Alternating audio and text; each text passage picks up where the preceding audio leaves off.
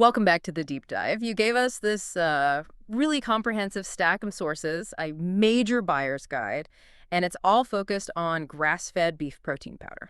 It is, yeah. A very crowded market. Totally. So I think our mission today is pretty laser-focused. We're going to cut through the noise and give you that strategic knowledge you really need. Right. Whether you're an athlete trying to optimize recovery or, an entrepreneur trying to figure out the best private label position in this market. Exactly. This deep dive is basically your shortcut to being instantly well-informed. We're going to unpack the three major formats. You've got isolates, hydrolysates, and collagen. And we'll show how the nutritional profiles, the sourcing, and even the regulatory side of things. It all changes how you should buy, sell, or even just consume these products. It sounds like the core idea is that these aren't all interchangeable. Not at all. A powder designed for, say, targeted joint support is fundamentally different from one that's built for rapid muscle repair after a workout. Okay, let's unpack the high-stakes issue first then. Quality and sourcing. The term grass-fed is, well, it's a non-negotiable consumer expectation now, isn't it? Oh, absolutely. But what does it really imply when we dig into the source material? Does grass-fed just automatically mean a premium? That is such a critical starting point because grass-fed can often be just marketing shorthand. Right. A buzzword. Exactly. We need specific verification. You have to see clear, documented grass-fed origin, ideally with some kind of evidence of pasture time. And it needs to be alongside explicit hormone-free and antibiotic-free claims. And what about for brands trying to position themselves as, clean or organic? For them, clean labeling is everything. It's paramount. We're talking minimal artificial additives, zero fillers, no artificial colors or sweeteners. You have to remember, every time you add a filler, you're introducing a new quality control bottleneck. And you're probably hurting the very thing the customer's paying for, which is digestibility. Precisely. So since digestibility is so key, what's the typical margin of error here? I mean, how many additives does it take before you start seeing real consumer complaints? Well, it's not just the quantity of additives, it's the quality. Think about it. Consumers seeking out beef protein are often doing it specifically to avoid common allergens. Like lactose in whey protein. Exactly. So if you add some non-clean label ingredient, you instantly undermine that core value proposition. The expectation for transparency, it goes way beyond the field. So if I'm an entrepreneur and I'm looking at a supplier, how deep does that traceability documentation actually need to go to build that trust? It has to be comprehensive. Traceability is, it's becoming a mandated expectation, not just a nice-to-have bonus. So it's table stakes now. It is. You need transparent documentation of sourcing, handling, all the processing steps. When you're evaluating suppliers, you need to see clear animal welfare standards, documented pasture time, detailed feed quality checks. If your supplier can't give you a clear mapped journey from the farm to their facility, that's a huge red flag. But I imagine it's more expensive to test every single batch for cross-contamination for things like soy and dairy when the raw material is already certified beef. For a new private label brand, is that upfront cost really worth it? It's not just worth it, it's an insurance policy. Sourcing transparency has to extend directly to the processing facilities to avoid that cross-contamination. A robust supplier qualification program, it pays huge dividends in product consistency and, maybe more importantly, avoiding recalls. Which are just catastrophic for a new brand. Utterly catastrophic. The cost of doing your due diligence is always cheaper than the cost of a recall or the cost of losing a customer who had a reaction because of sloppy hygiene. That really reframes the cost. It's risk management, not just a sourcing expense. Okay, let's move into the formats. We'll start with the benchmark, the one that really defines high purity, the beef protein isolate. For the athlete who's focused on muscle repair, why is the isolate usually the go-to choice? Isolates are, like you said, the high purity standard. They're stripped down to be almost exclusively protein. So they're favored because they offer really predictable, rapid digestion and absorption, which makes them a default choice for post-workout recovery or just efficient daily protein supplementation. And critically, this lean profile allows for really strong labeling claims. High protein per serving, low carbs, low fat. Exactly. Usually 20 to 25 grams of protein with almost nothing else. Now, we know isolates are technically complete proteins. They have all the essential amino acids. But for an advanced athlete who might be using a cheaper whey isolate right now, what's the real competitive advantage of a beef isolate? That is the key competitive insight an entrepreneur needs to grasp. Beef isolate tends to attract two key consumer groups, those who want to avoid dairy allergens, like we said, and those looking for the cofactors. The cofactors. Yeah. While a raw protein comparison might favor cheaper whey, beef protein naturally contains precursor amino acids for collagen production. Ah, like glycine and proline. Exactly, even in the isolate form. So you're getting muscle building plus some joint maintenance support. That's a powerful combined claim. That makes the price difference make a lot more sense. So what's the really rigorous quality checklist we need to establish confidence in an isolate? Well, because isolates are often the most commoditized form, transparency becomes king. You have to demand explicit grass-fed, hormone-free, antibiotic-free certifications. But the real confidence that comes from documented certificates of analysis, or COAs. From independent labs, not just the supplier's own. From independent labs. And you should be requiring GMP certification for the facility, and maybe most importantly, batch-specific testing. So the tub you just bought was actually tested? Yes. Not just a sample from 6 months ago.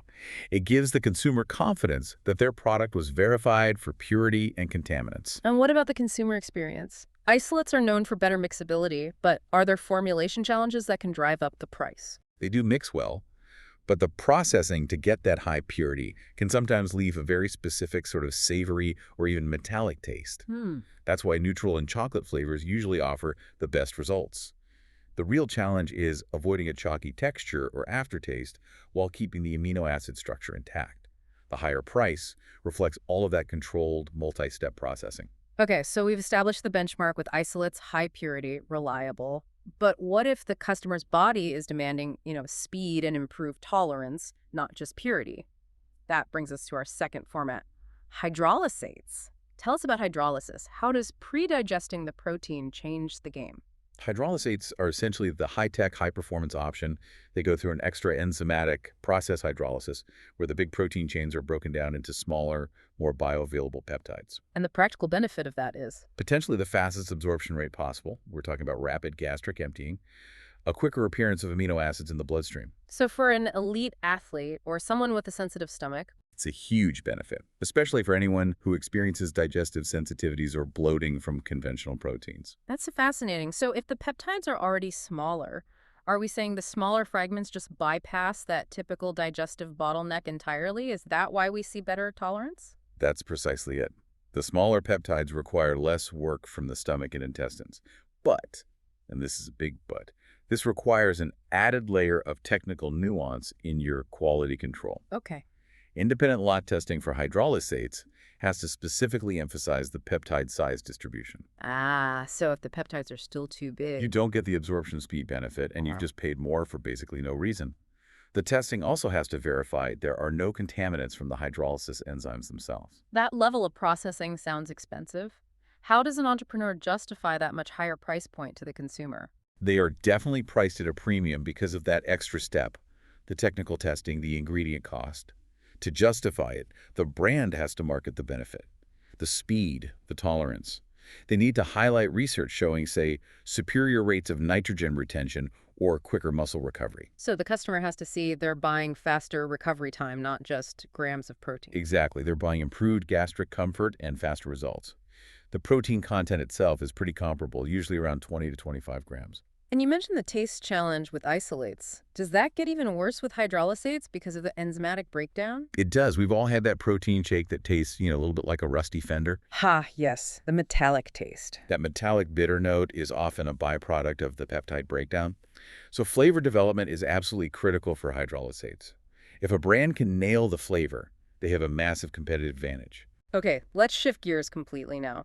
The third major format, collagen peptides.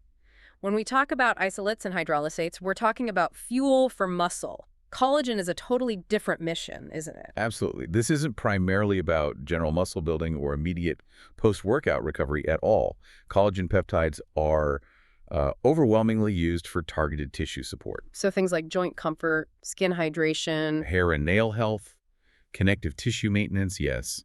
The customer buying collagen has a very distinct goal that goes way beyond their daily protein macro targets. What's so fascinating here is the amino acid profile. If we look at the raw data, how does the composition of collagen differ so dramatically from the other two? The difference is really defined by three star players: Collagen is incredibly rich in glycine, proline, and hydroxyproline. And those are the building blocks for what? For structural tissues. They basically signal the body to create and repair things like cartilage, skin, tendons. This amino acid dominance leads to the crucial distinction. Collagen peptides are, by definition, incomplete proteins. From an essential amino acid perspective. Correct. Wait, that is a critical distinction for anyone who, say, just mixes this into their coffee in the morning and thinks that's their protein for the day. That is the exact takeaway. So if I only take collagen, I'm actually shortchanging my body on the essential amino acids it needs for, well, everything else. That's it. If you need a complete daily amino acid profile, the full spectrum of EAAs that your body can't make, collagen can't do it alone. It has to be combined with another complete protein source, like an isolate or supplemented through your diet. And the protein per serving reflects that, right? It's usually a bit lower. Yeah, typically 10 to 20 grams per serving. It's a structural component, not really a primary fuel source. And since it's used so often in warm drinks or baked goods, what are the formulation quirks we need to watch out for with collagen? Collagen generally mixes best in warm or creamy bases, which is why it's so popular in coffee and tea. But if the formulation or the processing is poor, you can see slight gelling or clumping, maybe a strange texture, when you mix it into cold water. That gelling issue is a major consumer complaint if the brand hasn't invested in highly soluble peptides. Okay, let's zoom out and unpack the bigger picture here. Safety, compliance, sustainability. The source material hints that the regulatory environment is, well, almost non-existent for supplements in terms of pre-market approval. How does a brand navigate that massive trust deficit with the consumer? This is a really high-stakes scenario. Since dietary supplements are generally not subject to FDA pre-market approval for safety or efficacy in the U.S., the reliance for consumer trust has to be placed almost entirely on two things: GMP-compliant manufacturing and third-party testing. So GMP compliance isn't just a certificate you hang on the wall. It's the standard that verifies the product has what the label says it has and nothing else. That's right. And the third-party testing needs to be thorough to truly establish trust. What should that cover? It has to cover heavy metals, which is a common concern with bovine sources, as well as pesticides and microbial contaminants. This isn't optional. It's essential for credibility, especially in the premium grass-fed space. Smart brands use these independent lab reports to fill that regulatory void. They provide an objective layer of safety assurance. And label clarity is a huge part of that trust factor. What specifically needs to be disclosed beyond just the basic ingredients? Full disclosure is the only way to go. Labels must clearly disclose all ingredients, serving size, and all allergen information. But for the advanced consumer or the entrepreneur, you need to look for clear disclosure of any processing aids used, particularly in the hydrolysis or collagen extraction stages. And allergen control plans. Yes. Robust allergen control plans are non-negotiable to protect consumers from cross-contact with things like dairy or soy that might be run on the same equipment. So if we connect all this to the bigger picture, price isn't the only driver of value anymore. For an entrepreneur, differentiation is now driven by ethical and sustainable commitments. What are consumers demanding in terms of that product story? Value is increasingly defined by external certifications, strong sustainability commitments, and the brand's ability to tell its story. Consumer expectations now include things like clean label formats, innovative, portable packaging like single-serve sticks, and blended formulas that solve a problem. Like combining collagen with a complete isolate protein to fix that EAA deficiency in one scoop. Exactly. A convenient, all-in-one solution. And that ties directly back to where we started, the grass-fed claim. Precisely. Grass-fed production inherently aligns with pasture-based farming and ideally these regenerative agriculture narratives that really resonate with consumers. The trend is moving rapidly toward more transparency on life cycle metrics, things like water use, carbon footprint, and moving toward recyclable or compostable packaging. That full transparency from farm to processor to packaging is the ultimate driver of long-term confidence. Okay, time for a rapid-fire review of the key takeaways you need to hold on to. We covered 3 distinct formats. First, isolates. High protein, fast absorption, the industry benchmark. But the entrepreneur needs a unique value prop beyond just purity to compete. Second, hydrolysates. The fastest absorption, optimized for sensitive digestion and rapid recovery. Remember that premium cost has to be justified by verified peptide size and claims about superior absorption. And finally, collagen, the structural support champion for skin and joints, rich in glycine and proline, but And this is the crucial point. It is an incomplete protein. It cannot be relied on as your sole source of essential amino acids. And the non-negotiables for evaluating any of these powders remain foundational.